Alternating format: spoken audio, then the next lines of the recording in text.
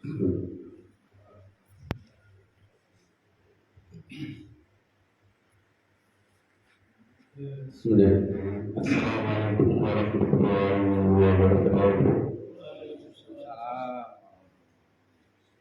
Alhamdulillah nahmaduhu wa nasta'inuhu wa nastaghfiruh wa na'udzu billahi min shururi anfusina wa min sayyiati a'malina.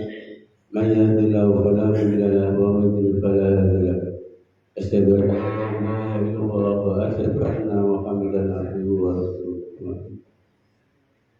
Pertama-tama kami panjatkan puja dan puji syukur kepada Allah yang mana pada kesempatan pada pagi hari ini kita masih diberi kesempatan masuk diberi kenikmatan yaitu nikmat iman dan nikmat Islam, nikmat panjang dan nikmat sehat dan kesehatan. Kedua, semoga sasaran kami adalah kepada Nabi Muhammad sallallahu alaihi wasallam yang membawa manusia dari segala alhamdulillah. Yang saya hormati Bapak Imam Masjid,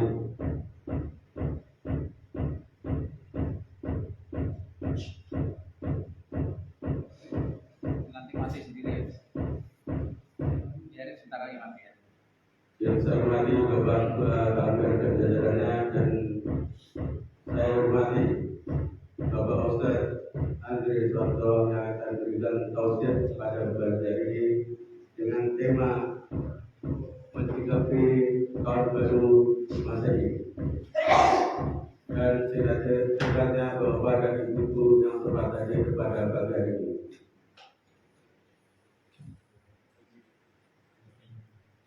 Pergi berjalan ke Surabaya, singgah sebentar membeli tumpah. Kalau bapak-bapak dan ibu-ibu milik pada jangan lupa nasihat Pak Ustaz. Langsung saja kepada Bapak Ustaz Andri Suwanto yang waktu dan kesempatan bagi kami, silakan.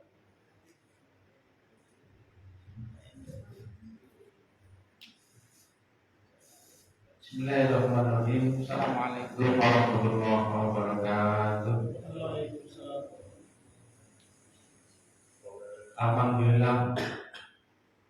Alhamdulillah tadi ahyana ba'da ma'amana wa ilaihi nusyur. Asyhadu an la ilaha illallah wahdahu la syarika lah wa asyhadu anna Muhammadan abduhu wa rasuluh. Allahumma shalli wa sallim ala sayyidina Muhammadin wa ala ali sayyidina Muhammad walhamdulillahi rabbil alamin. Subhanaka la ilma lana illa ma 'allamtana innaka antal alimul hakim.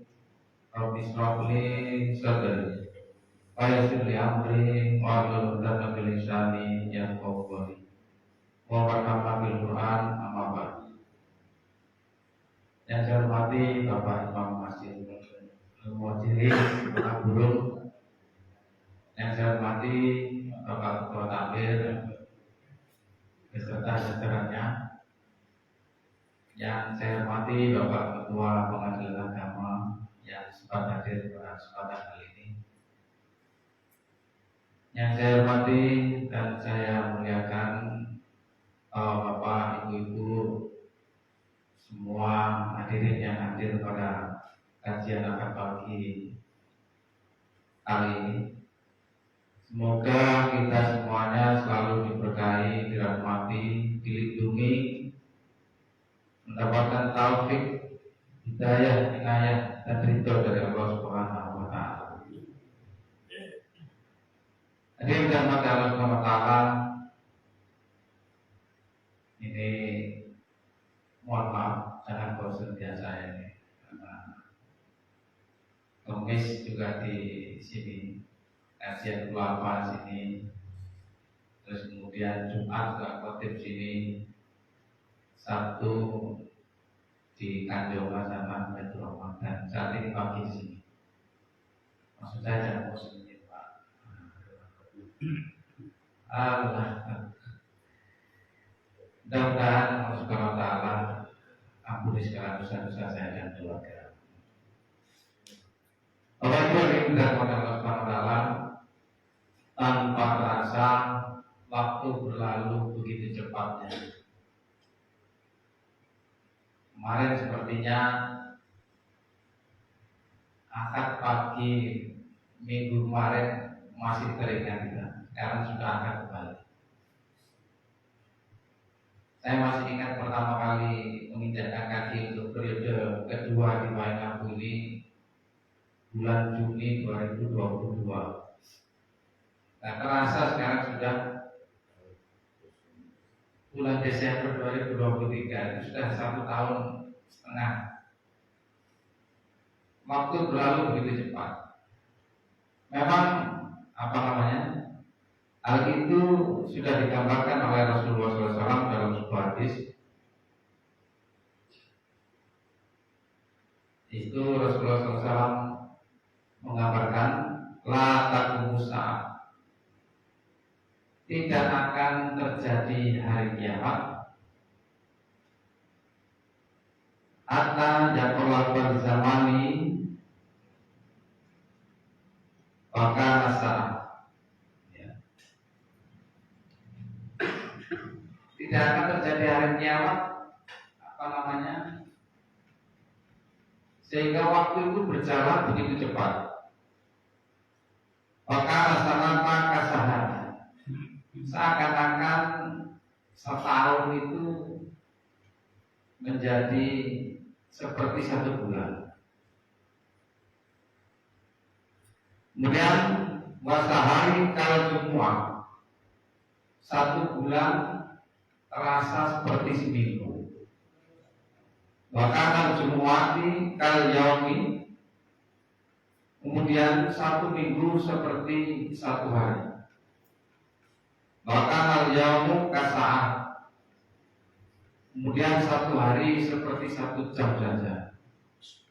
Bahkan sa'ata kadorona ma'abinan, dan 1 jam seperti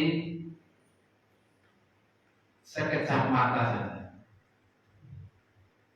Hadirin dirahmati Allah Subhanahu wa taala, memang Rasulullah jauh-jauh hari sudah memberikan gambar kepada kita sekalian bahwasanya tidak akan terjadi hari kiamat sebelum waktu. Salah satu cirinya, waktu berlalu begitu cepat. Yang masih pegawai enak, nggak terasa habis gajian kok udah gajian lagi. Yang repot ada yang bilang gini, wah kemarin habis bayar cicilan, sekarang udah nyicil lagi. Karena cepat. Maka di dalam Allah Subhanahu wa taala, cepatnya waktu ini menandakan bahwasanya kita ini di penghujung zaman, sudah akhir zaman. Seperti seperti orang berdagang itu. Peragan misalkan, maksudnya membawa dagangan ke peragan sana, kemudian dijual barang-barangnya, ada pembeli, dilayani, kemudian sudah menginjak siang masuk pulangnya. Setelah siang, setelah siang menjelang pulang itu biasanya barang-barang diobrol. Kadang kalau ada orang yang beli nggak untung, ke bapak kasih aja. Yang penting balik modal gitu. Kalau sudah mau bubar itu dagangan diobrol. Sama dengan dunia ini. Kalau dunia ini mau bubar, mau kiamat, maka sama juga diobrol. Apa yang diobrol? Ilmu diobrol. Teknologi diobrol. Zaman dulu orang mencari ilmu itu sampai ke Timur Tengah sana, naik kapal. Imam Bukhari itu keliling sampai ribuan kilometer itu menuntut ilmu. Tapi sampai sekarang ini ilmu itu mudah didapat. Diobrol. Kalau yang penting kita mau saja. Coba kita lihat di YouTube cara wudhu yang benar, keluar ada ilmunya. cara sholat yang benar, keluar. Ilmu mudah diakses. Terus kemudian cara-cara apa lagi? Kemudian kita nggak punya kitab, misal kitab Majalis Islamiyah atau kitab Al-Qur'an, dan kitab-kitab yang lain kita bisa download. Kita bisa download lewat kita googling dulu. Kemudian kita download kitabnya, ada yang versi bahasa Arab, ada yang versi terjemahan kalau nggak bisa bahasa Arab. Mudah, Pak. Pasar-pasar juga bisa mudah diakses. Coba kita sambil tidur ya, mentang lu perut lapar, itu Shopee atau ini Pak Latif ini punya aplikasi juga ini. Coba ya Pak ya, apa aplikasi itu Pak? Iya, itu punya aplikasi itu. Ketik itu baju-baju, kan itu mas antar kayak. Artinya pasar mudah diakses. Kita sambil tidur aja. Dulu kalau mau kirim uang kantor pos dulu kita kirim besok. Terus zaman akan maju lagi itu kirim lewat ATM. Sekarang ada namanya Livin atau beli apa itu kalau beli ya nggak punya ini. Apa nih ya? Itu bisa sambil tidur aja kita bisa transfer orang. Dapat notif, ada transferan masuk. Artinya apa?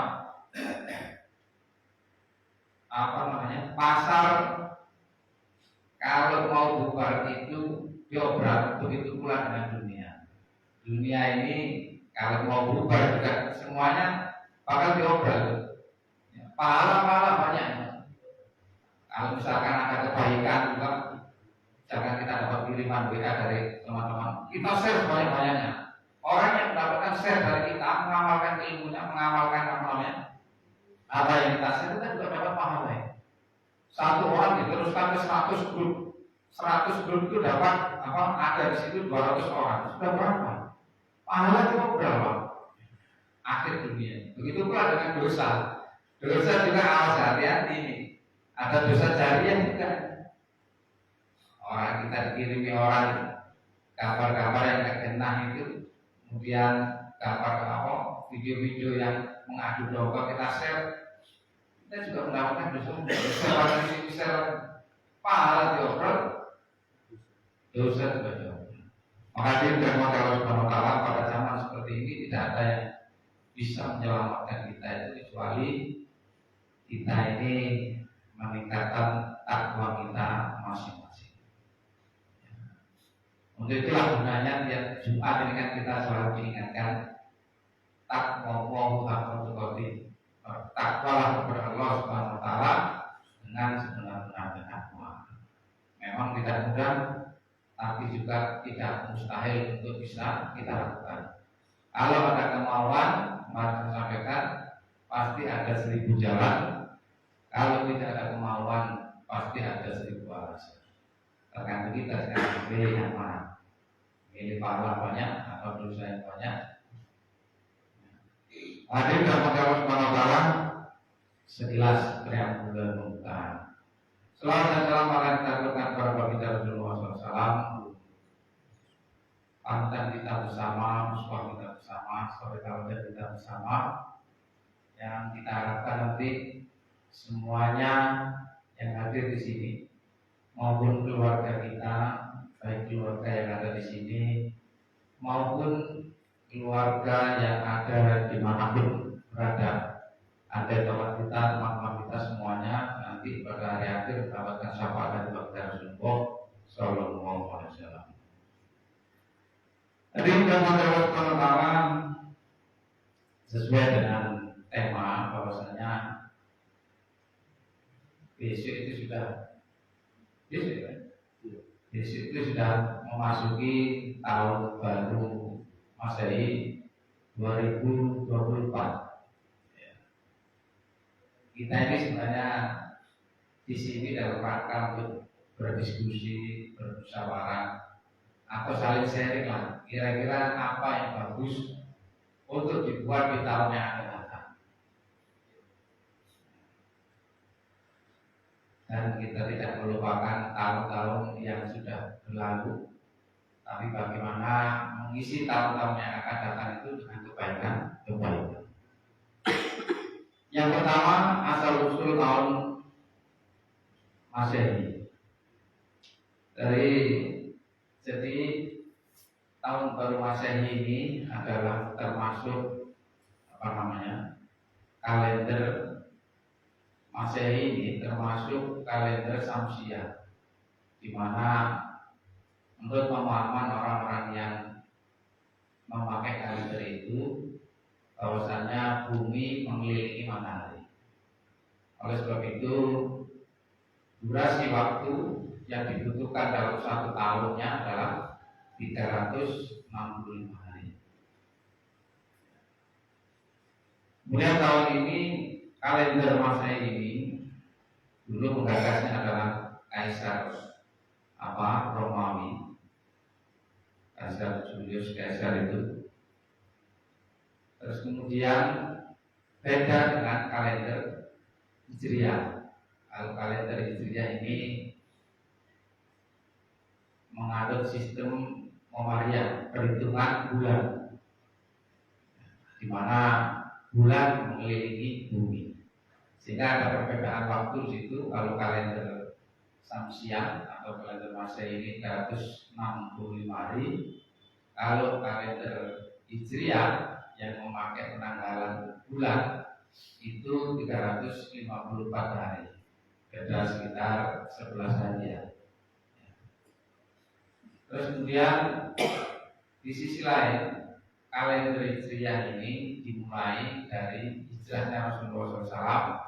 Itu penggagasnya adalah Umar bin Khattab pada saat menerima utusan dari Yaman, gubernur Yaman Abu Musa al-Asy'ari. Utusannya membawa surat tapi nggak ada tahunnya, sehingga tahun ini tahun yang akan datang atau tahun sebelumnya, maka diputuskan tahun baru Hijriah. Hari pertama Allah peringatan tahun baru Masehi atau sebelumnya itu Rasulullah juga belum mengenal kalender Hijriah itu, karena pada saat beliau hidup pada zamannya itu belum mengenal kalender Hijriah, karena kalender Hijriah ini menggagasnya Umar bin Khattab. Beliau masih menganut juga kalender Masehi. Pada saat itu juga belum ada tahun. Mengajukan pada Allah tidak masalah sebenarnya kita memakai kalender kalender Masehi atau kalender Hijriah. Cuman kalender Masehi ini identik dengan kalendernya saudara-saudara kita yang di sebelah. Karena memang pada saat itu penggagasnya adalah Julius Caesar, orang Kaisar Romawi yang notabene itu orang-orang sebelah. Terus kemudian yang jadi permasalahan lagi bahwasanya memperingati tahun baru Masehi ini itu biasanya diisi dengan sesuatu yang banyak tidak manfaatnya atau banyak mudorotnya. Sesuatu yang tidak bermanfaat dan cenderung banyak mudorot. Oleh sebab itu dari rahmat Allah Subhanahu wa taala, pada kesempatan kali ini apa saja kira-kira akan saya bahas beberapa kiat-kiat untuk menyikapi tahun 2024 tahun Masehi ini. Nanti kalau ada yang kurang silakan ditambahkan, gitu. Karena memang ini nggak ada kitabnya ini untuk tahun baru, menyikapi tahun baru Masehi itu. Hanya sikap kita saja sebagai seorang muslim yang baik itu seperti apa. Nanti misalkan kalau kurang itu silakan ditambahkan, kita berdiskusi kira-kira baiknya seperti apa. Yang pertama, apa yang kita harus lakukan di tahun baru Masehi ini. Yang pertama adalah tentunya kita evaluasi diri kita, muhasabah diri kita selama tahun 2023 kemarin itu kita ngapain saja. Mungkin kita masih ingat A sampai Z di tahun 2023 itu apa yang kita lakukan. Jadi kita kita evaluasi diri kita masing-masing. Karena sahabat Nabi Umar bin Khattab itu beliau juga pernah berkata pada sahabat-sahabatnya, beliau mengatakan asibu anfusakum qabla antum hasabu. Hisablah dirimu sebelum kamu nanti dihisab. Asibu anfusakum qabla antum hasabu. Kemudian watazazzalu lil ardil akbari. Persiapkan dirimu untuk sesuatu yang besar. Maksudnya setelah kehidupan di dunia ini akan ada hal besar lainnya nanti. Kita masuk kubur jangan enak-enak setelah masuk kubur sudah selesai urusan, bukan. Itu mengawali kehidupan baru yang lebih dahsyat lagi. Makanya dikatakan kubur adalah taman dari taman surga atau jurang dari jurangnya api neraka. Ngeri sekali, sehingga sahabat Utsman bin Affan itu menangis kalau melewati kuburan. Ini sesuatu, makanya Umar mengatakan watazazzalu lil ardil akbar. Persiapkan diri untuk sesuatu yang besar setelah kehidupan dunia ini maksudnya. Kemudian belum meneruskan wa inna ma yahibul hisabu yaumal qiyamah. Maka sesungguhnya seorang akan diringankan hisabnya pada hari kiamat. Alaman kasaban nafsu di dunia. Apabila dia selalu menghisab dirinya saat di dunia ini. Jadi sebelum kita dihisab nanti di akhirat kita hisab dulu. Kira-kira saya ngapain aja nih? Bener nggak ini perilaku saya ini? Sebelum nanti kita ditanya ini di alam akhirat nanti. Maka orang yang selalu menghisab atau menghitung-hitung, mengevaluasi dirinya saat di dunia ini, maka akan ringan hisabnya nanti di hari akhirat. Di yaumil qiyamah. Katanya Umar begitu. Mengabdi kepada Allah Subhanahu wa taala.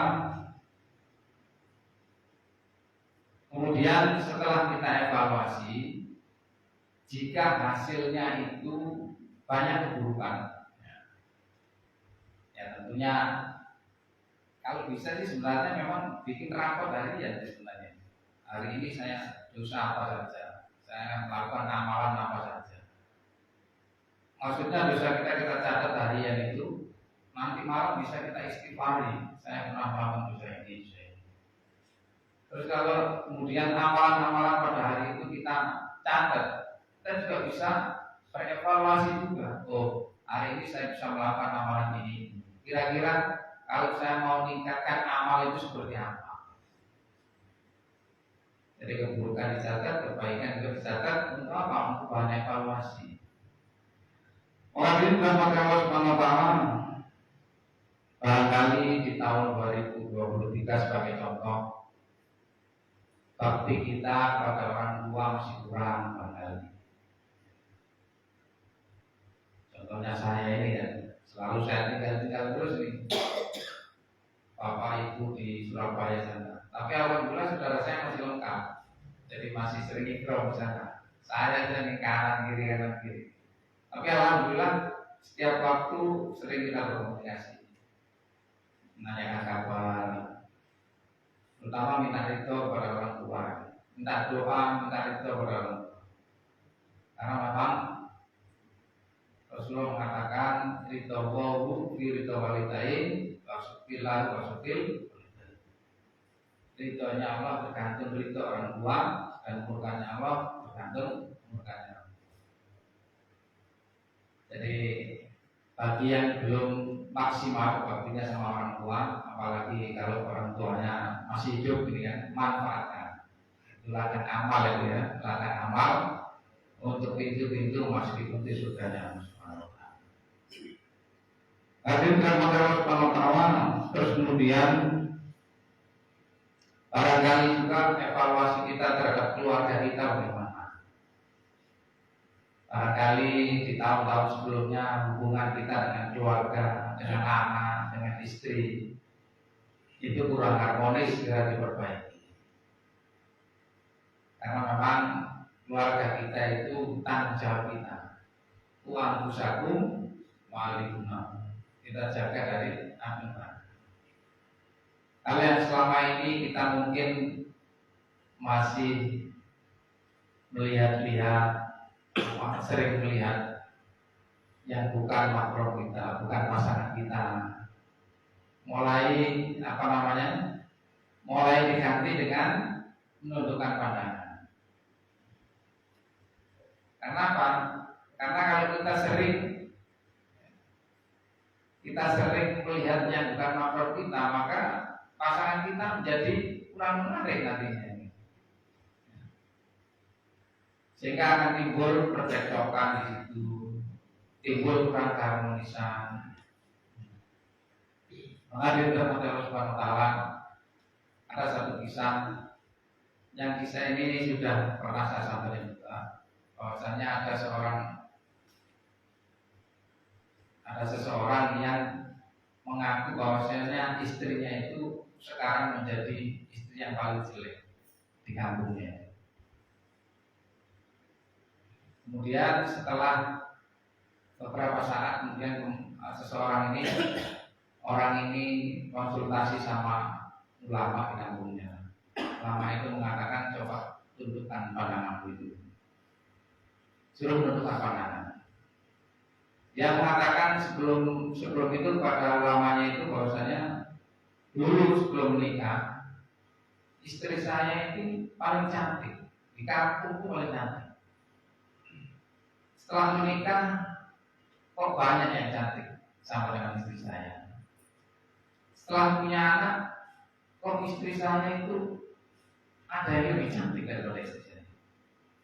Setelah beberapa tahun punya beberapa anak menikah, maka kok terlihat istri saya semakin jelek. Padahal dulu paling cantik. Maka setelah menjalankan saran dari ulamanya itu, menentukan pandangan setiap bertemu dengan orang yang bukan makhluknya, bukan pasangannya, maka mulailah di situ. Setelah 1 bulan istrinya cantik kembali.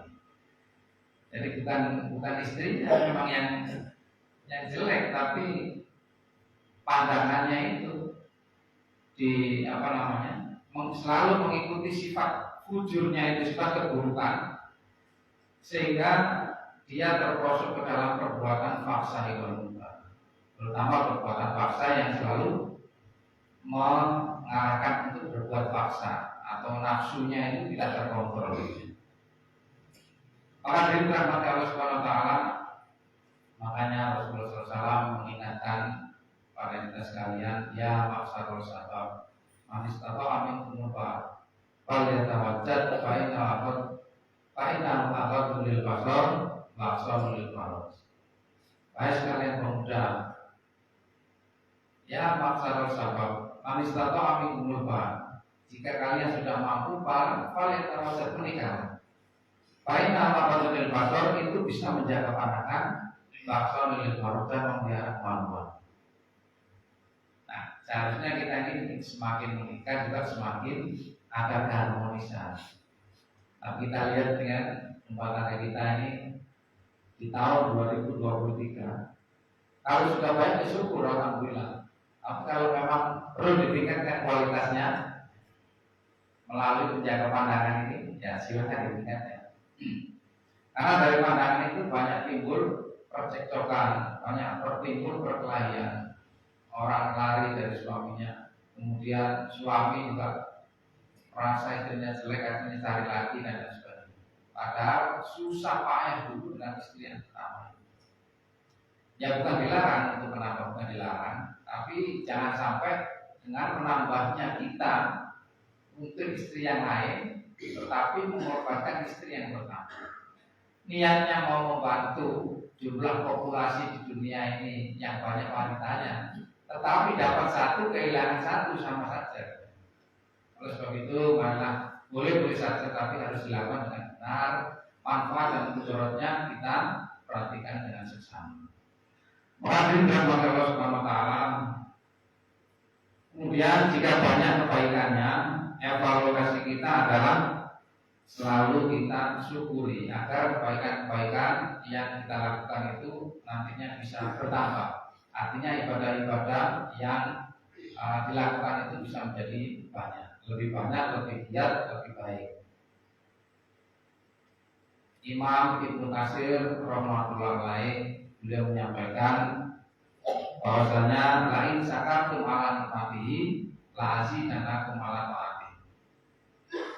Jika kita bersyukur terhadap nikmat-nikmatnya Allah, la azidanakum ala taatihi, maka kita ini akan ditambah ketaatan kita kepada Allah Subhanahu wa taala. Bukan hanya ditambah, ibadah-ibadah yang kita lakukan bisa semakin banyak, kualitasnya bisa semakin bagus. Terus ibadah yang kita lakukan juga bisa kita lakukan dengan sukacita karena mengharapkan ridhonya Allah Subhanahu wa taala. Ini mengharapkan Allah Subhanahu wa taala. Kemudian yang kedua, apa yang kita lakukan di tahun 2024 ini, tentunya mengawali tahun ini kita tidak melakukan hal-hal yang tidak bermanfaat atau sia-sia. Bahkan cenderung perbuatan itu banyak mudaratnya atau banyak bahaya. Karena apa? Karena manusia ini adalah diciptakan untuk beribadah kepada Allah Subhanahu wa taala. Wa khalaqtul jinna wal insa illa liya'budun. Tidak diciptakan jin dan manusia ini kecuali hanya untuk beribadah kepada Allah Subhanahu wa taala. Bukan digunakan untuk sia-sia. Di doa iftitah kita juga mengatakan kan, inna sholati wa nusuki wa mahyaya wa mamati lillahi rabbil alamin. Sesungguhnya sholatku, ibadahku, hidup dan matiku lillahi rabbil alamin, hanya untuk Dia. Sholatku, ibadahku, hidup dan matiku hanya untukmu. Tetapi kita melakukan sesuatu yang banyak, sesuatu yang sia-sia. Sia-sianya apa? Seperti menggil trompet pada saat malam tahun baru. Dia trompet ini kebiasaannya orang Yahudi. Terus kemudian main mercon, kembang api. Main mercon ini peninggalannya kaum Majusi, kaum penyembah api. Terus kemudian pawai memakai motor yang knalpotnya sudah dimodif itu mengganggu bersih, mengganggu jalan, mengganggu kenyamanan orang-orang yang di sekitarnya.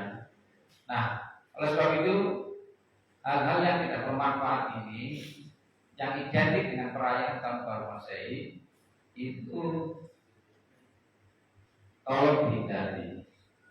Ya, kalau kita mungkin tidak, tetapi kemarin juga ada yang pesen, terima kasih kepada yang memesankan kemarin bahwasanya mungkin kita tidak, tetapi coba kita lihat anak-anak kita. Coba kita lihat anak-anak kita di malam tahun baru nanti itu, kalau bisa itu dilarang Pak. Kemarin saya dapat kiriman untuk video dari teman itu juga main mercon kan biasanya ada kita pegang itu. Keluar satu meledak di atas, keluar satu meledak. Saat dipegang gini Pak, meledak gitu Pak, sehingga tangannya hancur gitu, dua tangannya hancur gitu. Potong-potongan tangannya itu dimasukkan di kresek. Kita tidak tahu kan ya, loncat keluar meledak di atas, tiba-tiba mungkin ada percikannya yang masuk ke dalam ini. Sementara kita pegang, besar Pak merconnya Pak segini, itu segini merconnya. Dipegang itu hancur tangannya Pak. Di samping itu juga menyerupai orang-orang Majusi itu menyembah api. Ya meskipun mungkin anak-anak kita tidak tahu bahwasanya itu biasanya orang Majusi menyembah api, tapi itu termasuk perbuatannya sia-sia banyak mudaratnya. Oleh sebab itu bagi yang punya anak tolong dinasihati, kemudian diberi diberitahu pemahaman yang benar bahwasanya perbuatan itu merupakan bukan perbuatan yang mencerminkan akhlaknya kaum muslimin, orang-orang yang muslim. Kemudian yang ketiga adalah yang pertama tadi apa? Kalau bisa yang pertama evaluasi terhadap diri kita masing-masing. Yang kedua, tidak melakukan perbuatan-perbuatan yang banyak sia-sianya, banyak mengandung mudaratnya. Kemudian yang ketiga, mempunyai rencana untuk tahun 2024 ini seperti apa. Harus punya rencana Pak kita ini Pak. Karena memang punya rencana itu memang perintah Allah Subhanahu wa taala. Di surat Al-Hasr surat yang 59 ayat yang ke-18 di situ Allah Subhanahu wa taala berfirman, ya ayyuhalladzina amanu taqullaha wal tanzur nafsum ma qaddamat lighad. Hai orang-orang yang beriman, bertakwalah kepada Allah Subhanahu wa taala wal tanzur nafsum ma. Hendaklah setiap diri itu memperhatikan apa yang akan diperbuatnya untuk hari esok. Artinya kita selalu merencanakan perencanaan yang bagus sebelum kita menjalani. Misalkan contoh urusan dunia, bagi yang punya anak pelajar, ya, tentunya kepingin anak-anaknya itu misalkan di tahun 2024 lulus, bukan hanya lulus, tetapi lulus dengan predikat yang sangat baik. Misalkan kalau mau naik kelas, bukan hanya naik kelas, tapi naik kelas dengan hasil yang baik. Oleh sebab itu perlu kita didik, kita arahkan. Ini untuk urusan dunia. Misalkan kalau pegawai kayak gitu, Pak, nanti di 2024 ini level saya harus meningkat. Bukan hanya semakin meningkat, tapi semakin amanah dalam mengemban tugas-tugas yang diberikan. Kalau ini Pak Ketua yang tahu. Kemudian untuk pengusaha, usahanya adalah ada rencana di tahun 2024 ini usahanya juga semakin berkembang, semakin maju.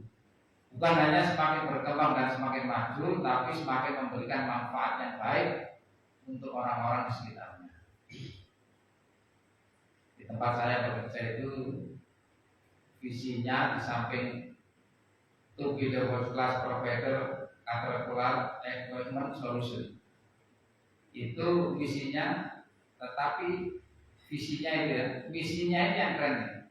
Misinya itu memberikan lapangan pekerjaan yang layak bagi seluruh rakyat Indonesia. Jadi, sebanyak-banyaknya bagi seluruh rakyat Indonesia. Ini yang bagus.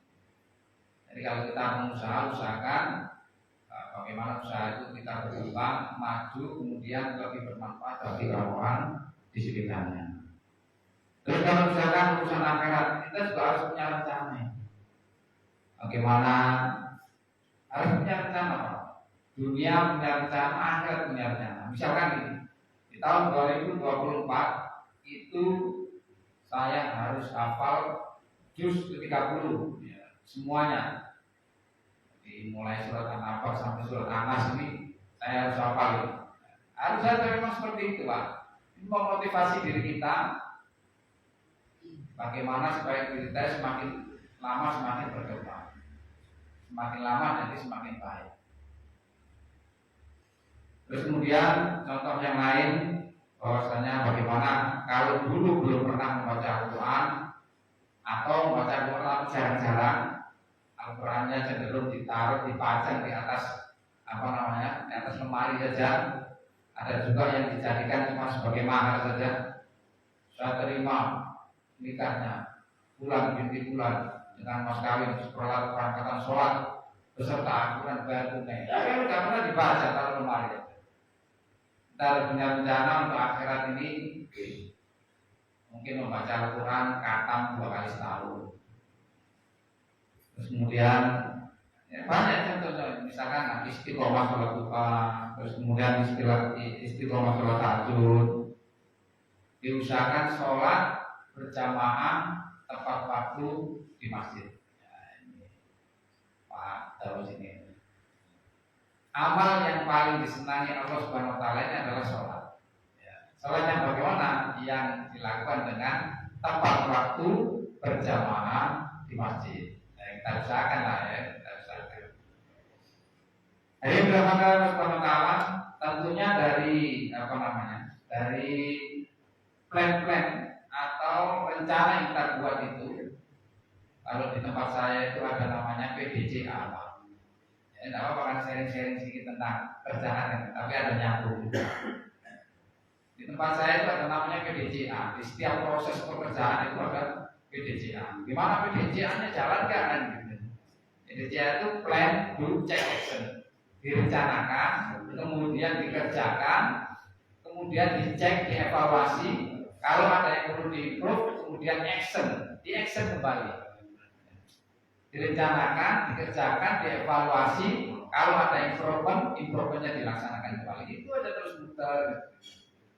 Jadi di setiap rencana yang kita bikin harus ada PDCA-nya, plan to check action, nanti evaluasi.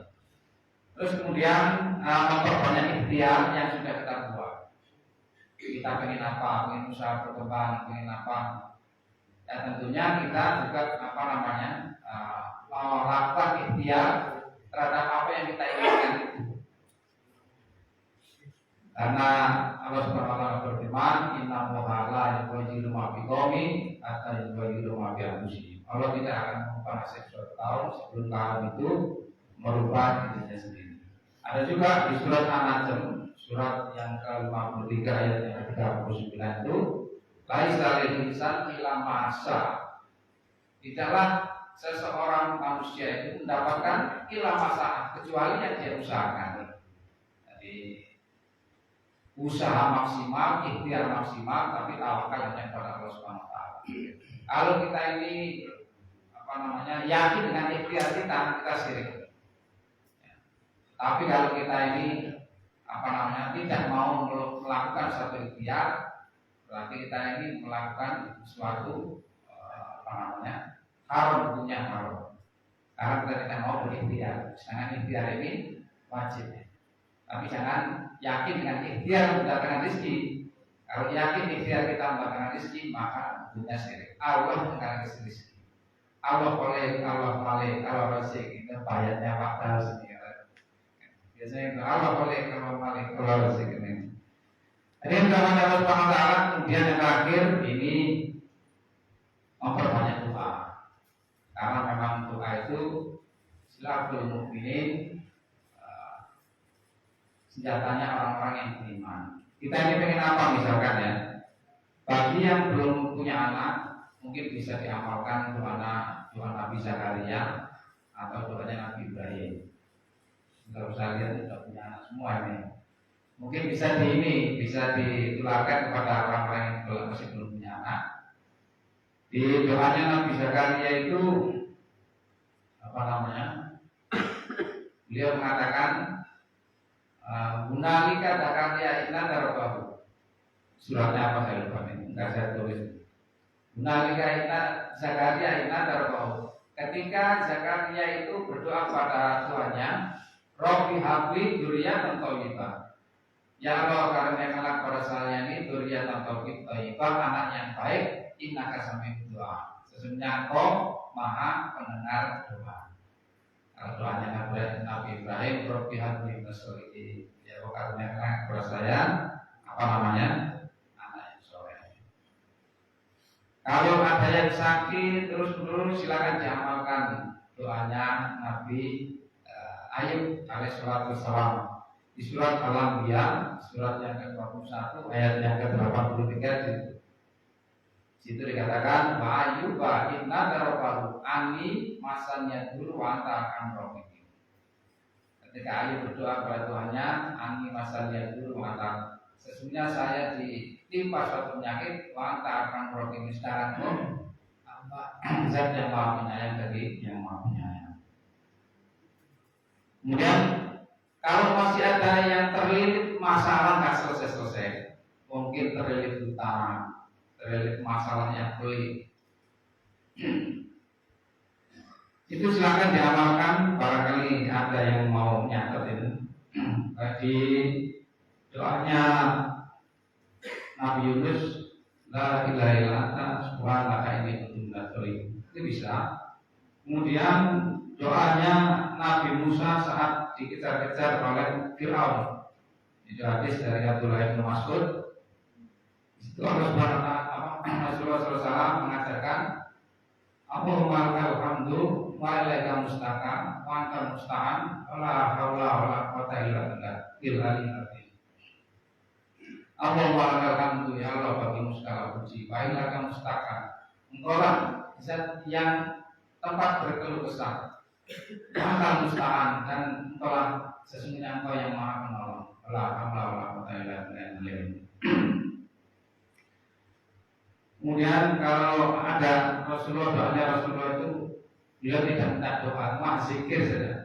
Zikir yang sekaligus dijadikan doa pada saat beliau itu menemui sesuatu yang sangat sulit, sesuatu yang berat. Beliau mengatakan, La ilaha illallahul azimul hakim, La ilaha illallah rabbul arsyil azim, La ilaha illallah rabbus samawati wa rabbul ardi wa rabbul arsyil karim. Dia mengatakan seperti itu. Dia pokoknya disebut terus, dipuji terus Allah Subhanahu wa taala sampai Allah Subhanahu wa taala datangkan pertolongannya. Kemudian apabila doa minta anak itu supaya menjadi pintar, itu ada itu. Doanya Rasulullah mengajarkan kepada Abdullah bin Mas'ud, Abdullah bin Abbas, maaf. Itu beliau mengatakan yang jadi profil saya itu kata-katanya Allahumma faqihu fiddin wa alimhu wa ta'wil. Allahumma faqihu fiddin, ya Allah pahamkanlah dia untuk urusan agama, wa alimhu wa ta'wil. Jadi kemudian berilah dia pemahaman untuk memahami hikmah-hikmah yang terkandung di dalamnya. Kalau anaknya laki-laki faqihu, kalau anaknya perempuan faqihah, kalau seluruh keluarga fakihna, Allahumma fakihna beri paling atas. Wajib terhadap Allah Subhanahu wa taala. Kemudian bagi yang minta kaya, ini perlu dicatat nih, yang minta kaya ya. Ngapalkan doanya Nabi Sulaiman. Habis ini selesai Pak. Ya. Ngapalkan doanya Nabi Sulaiman itu ada di surat Shad, ya. Surat yang ke-38 ayat yang ke-35. Di situ Nabi Sulaiman berdoa kepada Allah Subhanahu wa taala. Tuhannya Nabi Sulaiman, ya Tuhan kita juga nih. Tuhannya Nabi Musa, Tuhannya kita. Tuhan Nabi Sulaiman, Tuhan kita. Tuhannya Nabi itu Tuhan kita juga. Nah, kita juga disunahkan untuk berdoanya Nabi juga ini. Ada hadisnya itu. Memang karena waktu yang singkat dari saya. Jadi doa Nabi Sulaiman di surat Shad 38 ayat yang ke-35 itu beliau mengatakan Rabbi firli wa habli mulkan yang bagi aratin ibadi innaka antal wahhab. Rabbi firli, ya Allah ampunilah saya. Wa habli mulkan, dan berilah saya kerajaan yang bagi aratin ibadi yang tidak akan diberikan kepada orang lain selain saya. Awalnya inakan tawa, sebenarnya engkau maha pemberi. Adil dan Allah Subhanahu wa taala belajar dari doanya Nabi Sulaiman biar berkaya. Tapi jangan lupa, jangan doa saja nggak mau berusaha ya. Doa maksimal, ikhtiar maksimal. Yang namanya takdir itu adalah batas maksimal seseorang melakukan suatu ikhtiar. Kalau belum apa-apa sudah tidak mau melakukan ikhtiar, biar aja saya di sini kalau waktunya kaya sendiri. Tapi nggak makan apa-apa, ini namanya lucu juga nih. Maka ini adalah masalah bahwa kunci daripada terkabulnya doa adalah ada di surat Al-Baqarah, surat yang kedua, ayat yang ke-186. Situ Allah Subhanahu wa taala berfirman, wa idza sa'alaka ibadi anni fa inni qarib. Apabila hambaku bertanya kepadaku, Pak ini qarib, aku itu dekat. uji takwa tata ini, aku akan memohonkan, mengabulkan permohonan hambaku ini. Idadani apabila dia berdoa padaku. Apa syaratnya? Walias tajibuli, waliyu minuhi. Hendaklah dia memenuhi perintahku. Yang namanya perintah itu suruh taat ya. Menjalankan perintah dan jauh larangan maksudnya. Waliyu minuhkan firman padaku. Hadirin rahmat Allah Subhanahu wa taala, mungkin hanya ini yang bisa saya sampaikan. Sudah 40 menit. Silakan kalau ada nanti.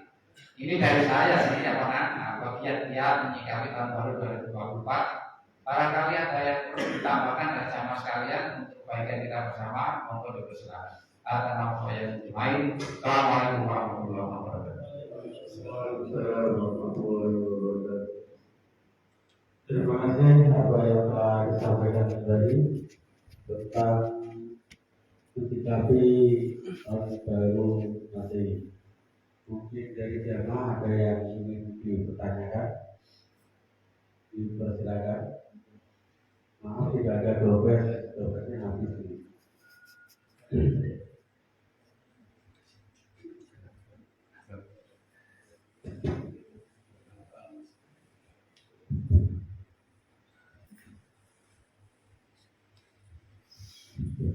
Bismillahirrahmanirrahim.